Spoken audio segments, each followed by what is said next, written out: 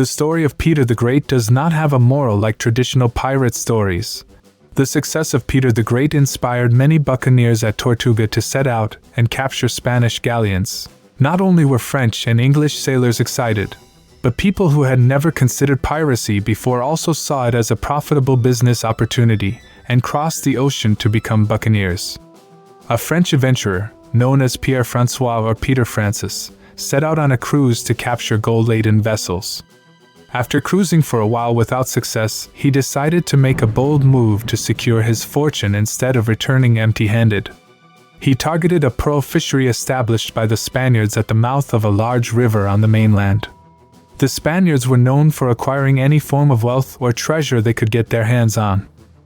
Pierre, a buccaneer captain, decides to target a fleet of pearl fishers after being unable to find Spanish merchantmen to rob.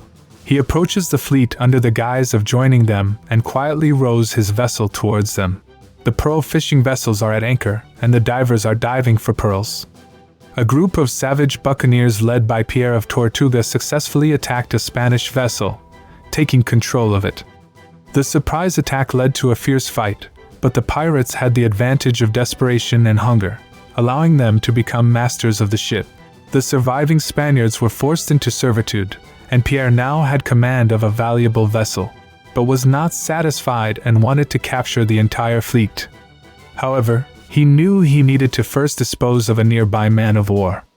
Despite being safe from the man-of-war's knowledge of the fight, Pierre, sailing in a ship with Spanish colors, planned to get close to a war vessel and board it without suspicion.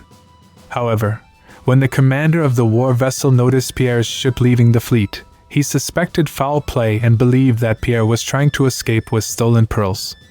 The Spanish captain set sail and pursued Pierre, assuming him to be a robber. The unfortunate outcome of Pierre-François' ambitious endeavor was met with deep regret, not only in Tortuga but also in England and France. If this audacious buccaneer had successfully captured the pearl fleet, he would have been hailed as a hero on both sides of the Atlantic. Even if he had managed to escape with just one vessel, he would have become a wealthy man and could have retired to a life of comfort and prosperity.